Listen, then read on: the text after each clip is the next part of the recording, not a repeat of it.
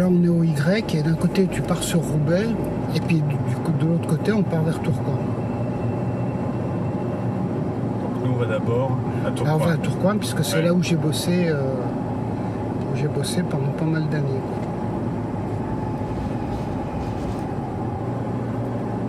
À droite il y a Château-Rouge où il y a le siège social de nombreuses entreprises. Ça doit dater du début des années 80 parce que quand je suis arrivé à la fin des années 80 ça existait déjà et ça paraissait pas forcément tout neuf, quoi. Il y avait beaucoup d'imprimeries ici quand j'ai pris mon poste.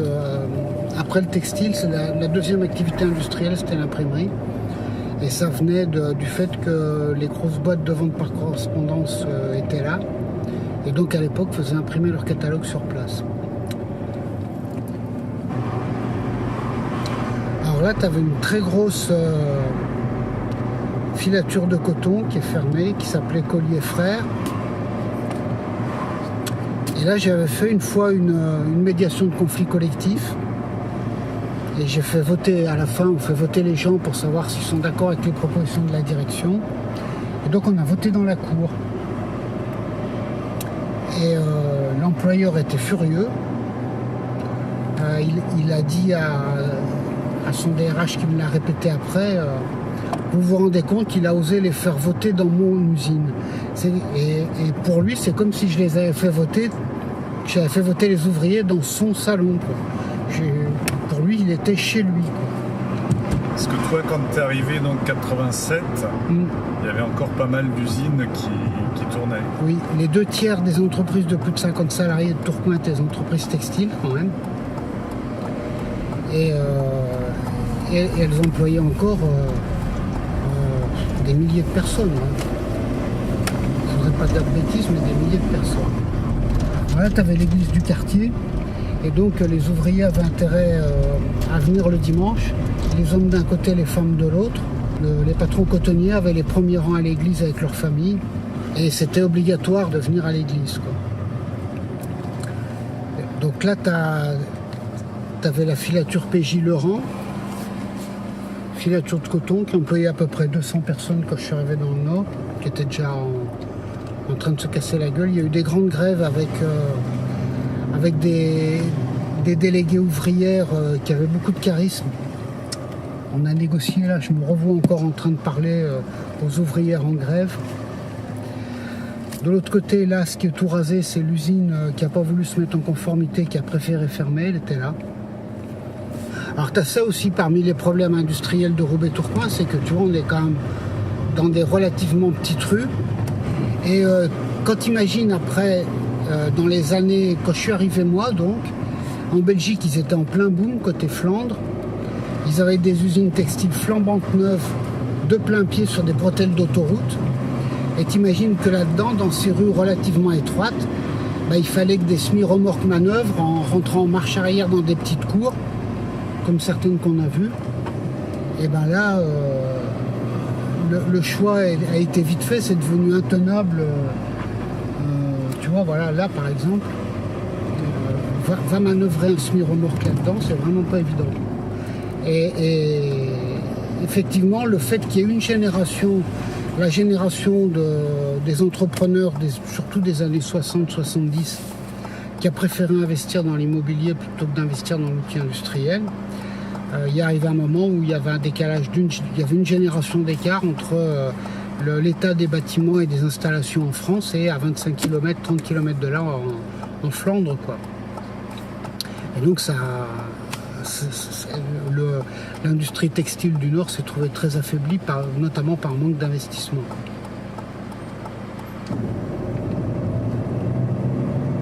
Voilà, c'était une entreprise familiale, de patrons très durs, les gens faisaient des boulots très durs.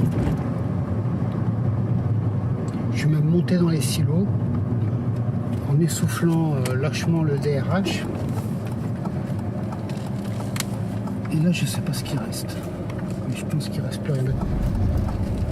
Et donc à la fin, ils se sont vendus, ouais, ça m'a l'air d'être largement fermé là. Et donc à la fin, ils se sont vendus à Intermarché, qui s'en servait comme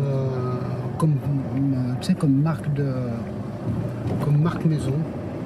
Je ne sais pas s'il reste quelque chose. c'est tout cassé derrière, c'est carrément en friche. Alors là, ça sent, les jours selon les vents, il y avait des jours où ça sentait l'huile dans tout Tourcoing, et ça puait l'huile même, on peut dire, et c'était l'huile de ces huileries. Et c'était emblématique aussi des luttes de la classe ouvrière, parce qu'il y avait un syndicat CGT qui était assez puissant là-dedans.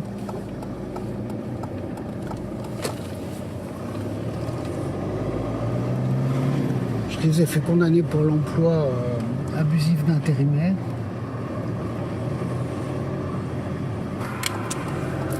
Et donc c'était dégueulasse, hein. Enfin c'était dégueulasse, c'était une activité, tu avais des graines, c'était de l'huile de tournesol, hein.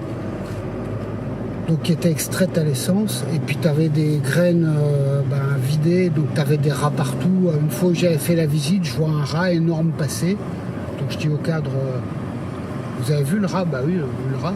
Puis quand on a vu le troisième rat, il m'a dit mais c'est toujours le même, il est payé par le patron pour vous suivre.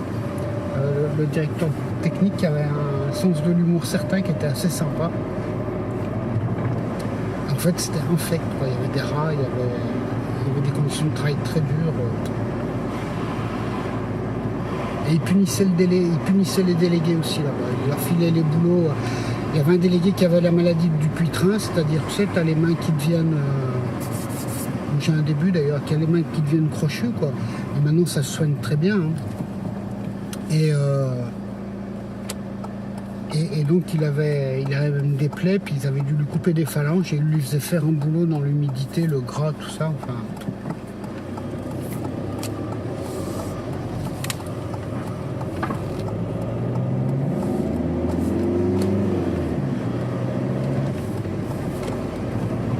Là c'est une des deux cliniques que je contrôlais. Alors que ça c'était une clinique où les médecins louaient la clinique, louaient les infirmières, louaient tout, tu sais, tu as deux types de cliniques, et là en fait elles mettaient à disposition des chirurgiens. Et il y avait une infirmière qui bossait au bloc et qui m'avait dit ne venez jamais vous faire opérer là si vous saviez ce qu'ils disent sur vous pendant les opérations.